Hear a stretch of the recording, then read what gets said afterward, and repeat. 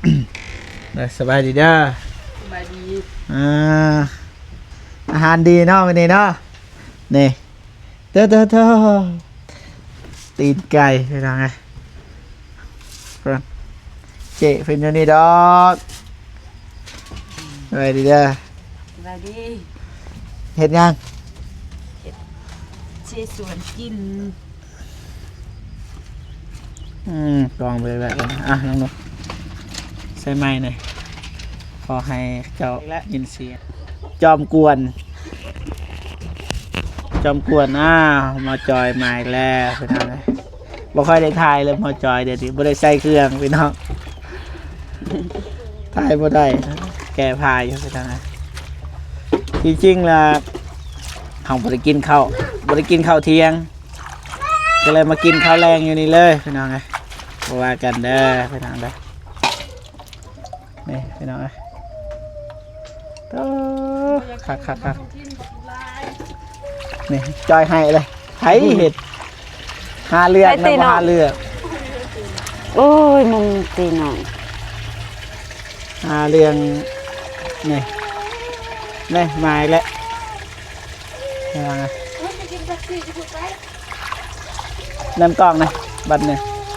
โอเคได้แล้ว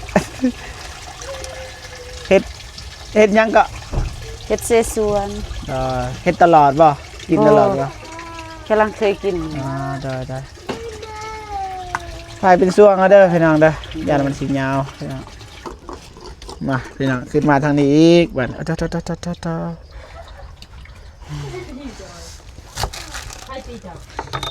กล่องเฮามัน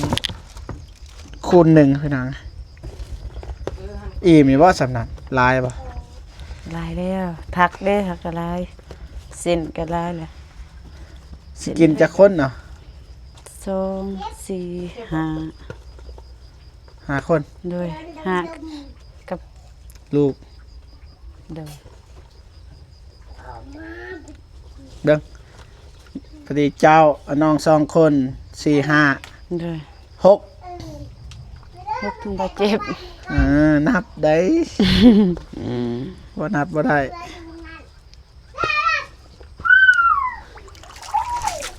อย่าทำมาได้พี่น้องขอบูฮูสิไปใส่เพราะว่าน้องนูมีเรื่องอยากปรึกษานะแต่ว่าให้น้องเพิ่นเฮ็ดเวียกก่อนบูฮูว่าเราอยากปรึกษาเรื่องหยังพี่น้องไงถ้าเบิ่งถ้าลุ้นนำกันว่าเพิ่นปรึกษาเรื่องใดแต่ว่าตอนนี้ให้เพิ่นเฮ็ดเวียกก่อนพี่น้องไง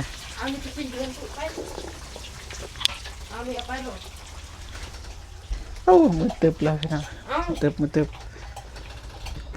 ะบ้านโอ้เต็มเลยพี่น้องจังสิกินบาดนี่เมื่อยเฮ็ดเวียกก็กินซื่อเมื่อยป่ะเด้อตื่นแต่เช้ามื้ออื่นตื่นจักโมงมื้ออื่น3หำน้อยสบายดีหำน้อยสบายดีดุบ่อยากทายวันไหนตอนเรากินยันไอ้เข้าใจผิดบาทนี่คือลายเต็มเลยไปถ่ายรูปกัน1 2โอเคโอ้เธอลายเลยโอ้นี่ครบสุดบัดน้องหนูจัดให้วันนี้ได้กินของฟรีอีกแล้ว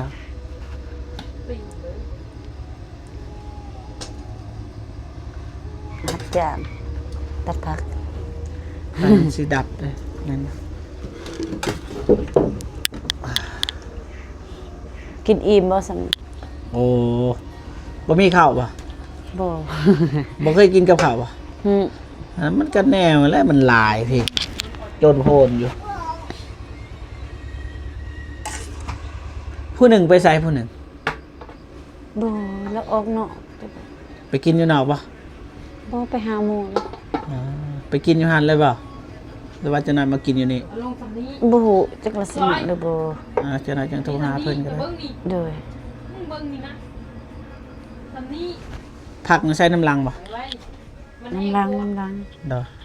คุณแรกบัดขอแจวนี่ต้มตีนไก่ก็ดอ ปล่อยเจียว แนวใดด้นบ่จนค่ำพุ่น ข้ามแล้ว อ๋อมีแนวอยากปรึกษาบ่ เรียนข่าวว่าอยากปรึกษาเรื่องหยังเจ้านายยังรุ่นกันพี่น้องเอ้ยเพิ่นอยากอายๆแน่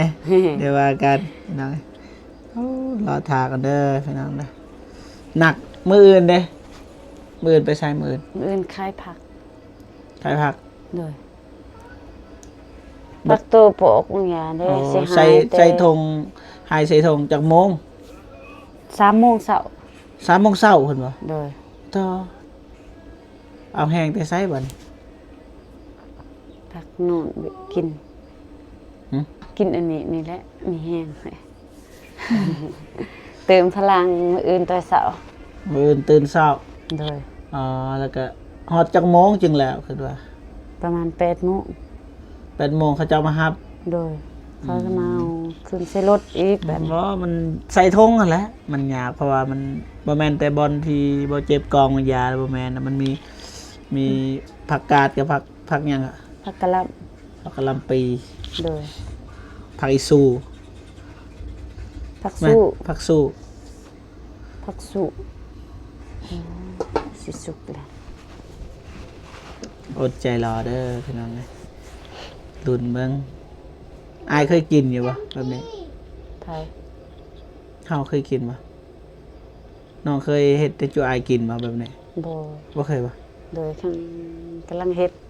กำลังเฮ็ด โดยจักเสพบ่เสพนั่นเคยเฮ็ดเห็นเขาเฮ็ดหลาย เดี๋ยว เทื่อ แต่เคยบ่ไปกินนํเขา เคยแบบพี่น้องเขาเฮ็ดเขา อ่า เชิญมากินน้ำแต่ แสดงว่ามื้ออื่นนี่บ่ได้ไปเวียกมันว่าแล้วเวียกก็อยู่ โดย หรือว่าไปรับจ้างต่อ บ่ไหวเนาะ เขาบ่ฮับติมันสวยเลย เพราะว่าเขาตื่นเช้าแล้วก็สิไปต่อก็ ถึงคันสิไปก็มันก็สวยเขาก็ไปเวียก7 โมงล่ะนี่เฮาเลย8 โมง9 โมงพุ่นละอย่างบางเทื่อแม่ค้าบ่ทันมาเฮาก็ต้องได้ท่า3เราสิมา อืม ขึ้นใส่รถแล้วอีก ได้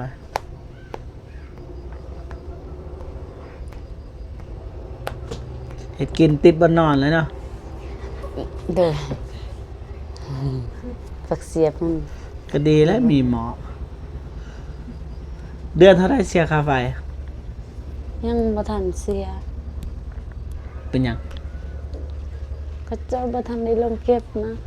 บ่ทันได้มาเก็บเพิ่นเทื่อทางเฮาใส่ไฟเอาเข้าไฟแล้วก็บางคนเขาก็ใส่3 เดือนบ่4 เดือนบ่ใส่ฟรีนะ ใส่ฟรีกันบ่ ได้เพราะว่าเฮาดึงเขามามันก็แพง อ๋อ เขาต้องให้เฮาใส่ฟรีก่อน บ่ม่วนปานใดมื้อนี้พี่น้องเอ้ยมาคนเดียว เพราะว่าเห็นบ่ตูนลงคลิปเอ้าไปแล้วทั้งนั้นคิดยังบ่ออกว่าสิแวะเบิ่งส่วนในเตียง พอดีว่าสิไปนอนกับโบโกเส้นหาโบโกว่าไปติมื้อได้ แต่ว่าก่อนเฮาสิไปนอนแม่นอยู่แต่ว่าเฮาเจตนาดี แต่ว่าเฮาก็ต้องปรึกษาทางไอ้เตียงเพิ่นอนุญาตให้นอนบ่ สินอนมื้อนี้บ่ บ่แลที่มีเมียไอ้แดงแล้วว่าสินอนอีกเพราะว่าเฮาก็อยากให้ต้นทุนมันลดนะแต่ว่าเสียอย่างเดียว คือเฮานี่บ่ได้เฮ็ดเวียกบ่คือเมียไอ้แดงแม่นอยู่เราจ้างแต่ว่าเราก็เฮ็ดนำนะ ได้ บางเล็กบางน้อยเราลุกคือหยังบางทีเฮาบ่ได้เฮ็ดอีหยังนะแต่ว่าเฝ้าอันเฝ้าได้ กลางคืนคือจังซี่ตอนแรงก็มานอน ตอนเช้าตื่นขึ้นมาก็อัดประตูก็ไปเวียก แต่บ่แม่นว่าเฮาสิไปแต่เช้าดอกเฮาก็ย่างไปเบิ่งคือกันนะเอาก็สิถ่ายคลิปให้พ่อพี่น้องได้เบิ่งนั่นแหละไปอยู่ข้อยก็อยากไปอยู่เพราะว่ามันสบายเด้ ได้ จะเงียบแน่แล้วก็น้ำก็ครบห้องน้ำก็มีนะทุกอย่างนี่ครบเบิดบอนเห็ดกินเห็ดยากต้มมีกินแล้วก็แล้วซื้อปลากระป๋องมาไว้แพ็คหนึ่งนอน3 เดือนนะสิได้อยู่3 เดือนหลายกว่านั้นก็เพก็ใหญ่เลยสุกเลยวะ โดย โอ้ พอกินอยู่บ่คนละตอนเนาะ บ่มีงบหลายมันมีงบน้อย อ๋อว่าจังซี่เสียหายเบิดเลย ว้า เสียใจ ได้ เด้ ซ้ำนี่ก็มีแฮง เสียใจเด้ เอาเฮาบ่มีเงินเลยมันก็ซื้อซ้ำเฮามี อ่าสำนั้นแหละ รับจ้างเขาก็ได้2เซนมีซื้อก็ได้เซนปลายสิเข้า2เซนก็ 200,000 เกือบเข้า2เซนอีก10อีก20,000 อืม ได้ละ2เซน อ่าดอย โอ้ยเจ็บ เป็นยัง ก็ เป็นยังไง เจียวสิสู คั่ว เลย ต้องคั่วบ่แจว เอาให้มันละลายก็ อ๋อโอ้กับบ่ตูนนี่ต่างเลยซะบ่ตูนนี่ใส่เลย ใส่น้ำกันบ่มีคำว่าคั่วถ้าจำได้เด้อพี่น้องแม่นบ่พี่น้องตอนไลฟ์สดแต่ก่อนนะตอนบ่ทันได้เอากัน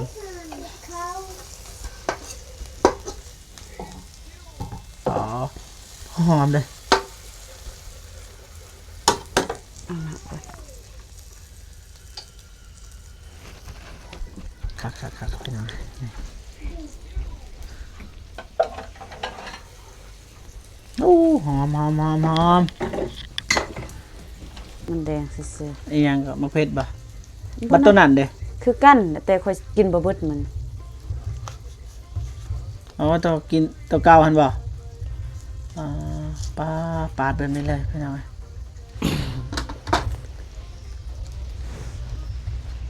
อันนี้ปะไว้บัดมีเงินมันนะต้องซื้อเจลซื้อแต่เครื่องก็พอแล้ว ดีเนาะบ่เผ็ดบ่ บ่มันแดงซื่อๆ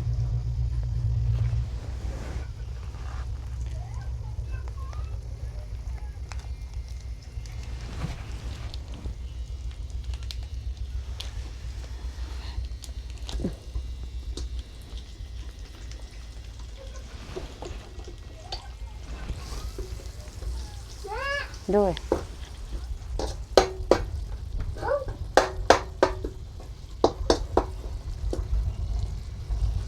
แต่บ่กะกินดอกมันเผ็ด บ่เผ็ดดอก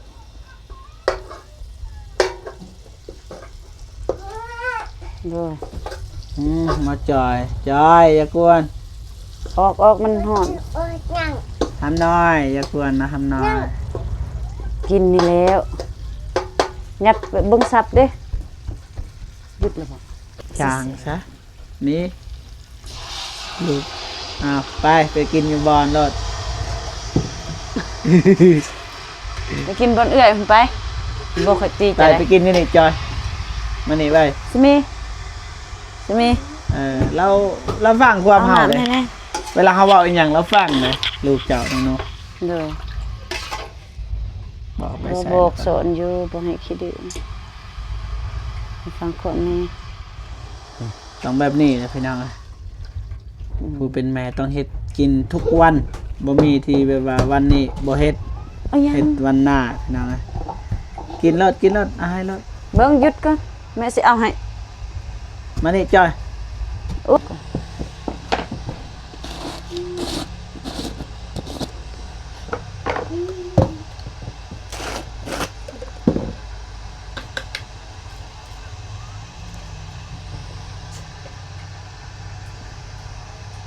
เอาใส่เกลือเธอเค็มให้เลยนะ อื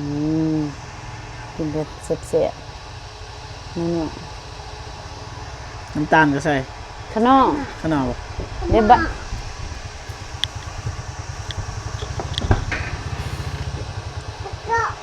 สิใส่ มาแล้วพี่น้อง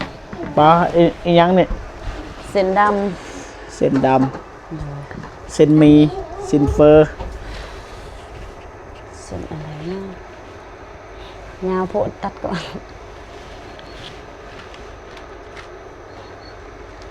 สั่งพอแล้วตัวนี้ของอาเจ็บ ฮะ ตัวนี้ให้เจ้า โอ้ไอ้ข่อยคือลายเถอะ ลายใส่นี่ลายก็อันนี้ จะสิเฮ็ดแบบใด สิใส่นี่แหละอย่ามันบ่เปื่อย ไป เซไว้ ไปใส่ไปจอยไปมานอน มานานไหม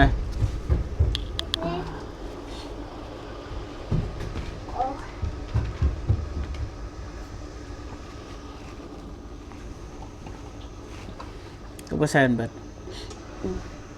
ที่ไหนผักกระเต็มสิล่นมา โอ้ตัวอย่างว่าสุกนี่กินแบบนั้นเลย เลย เนาะก็คือง่ายดิกินได้หมอเลย ตักถ้วยไผ่ถ้วยมา แล้วเธอ ค่อยเฮ็ดสูตรค่อย ซี เอง มอยู่อยากซีมซีมือ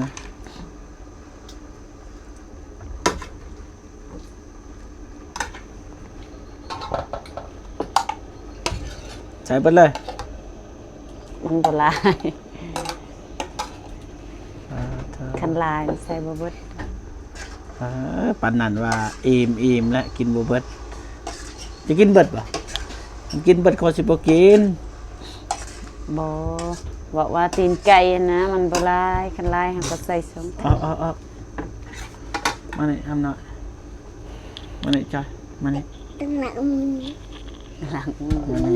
ออกตะลุ มาเอาไปเลยใช่มานี่ใช่บอลลินบอจับมันตีงนะจะเห็นบ่แม่เห็นบ่บ่ตีงที่บ่จับบ่จับบ่จับบ่จับบ่จับนาบ่าวว่าบ่จับฟังความแน่ฟังความแน่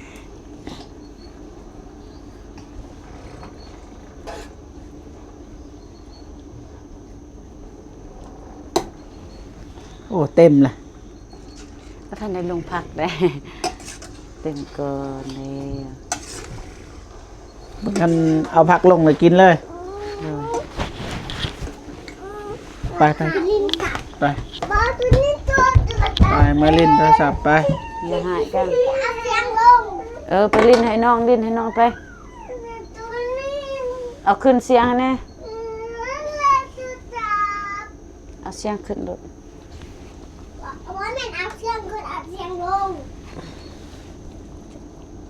ใส่เห็ดโกดอย่างนั้นมันสิบสุกยับจนถึงไฟเลย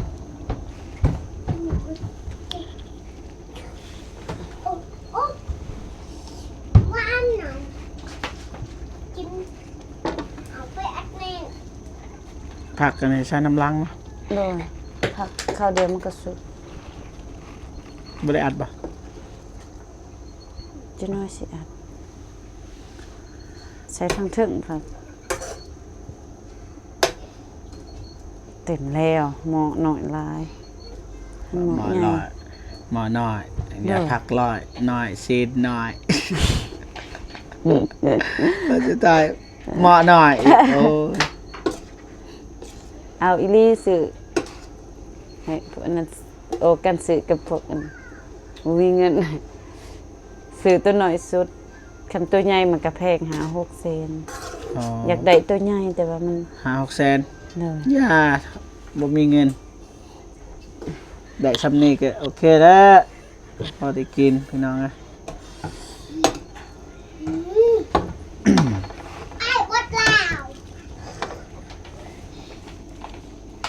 โอ้แบบนี้เนาะสูตรแบบ เอา นี้ ผั นะ กมันต้องสุกน้ำหลังเอาเมียนแล้วก็เมียน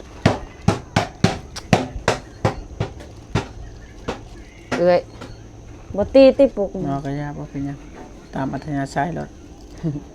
ห้ามเด็กน้อยบ่ได้ไปมาเบิ่งกันนั่นไปเอ้ยไปยืนหมอจอย กินผักบุก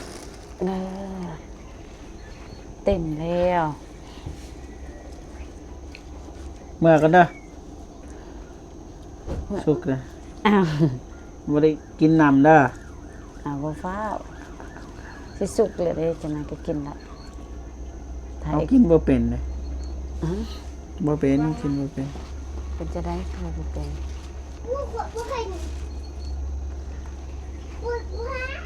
อ้ายบ่เคยกินซะบ่ เคยอยู่เฮือนบ่ตูนเอาบ่แม่นเฮือนน้องบองอัดอันนี้กินเรียบร้อยเอาท่าบัดนี้พี่น้องเอ้ยบ่ฮู้ว่ามันสิแซ่บซำใดพี่น้องสีมือน้องหนูนี่ ความแซ่บก็อยู่ในนี่เลยพี่น้องนี่อยู่ในนี่แหละรอถ่าบ่บัดนี้ โดย จักชั่วโมง บ่ฮอดชั่วโมงก็สุกแล้วสิไปเอาถ้วย จักนาที ประมาณ5 นาที 5 นาที โดย ได้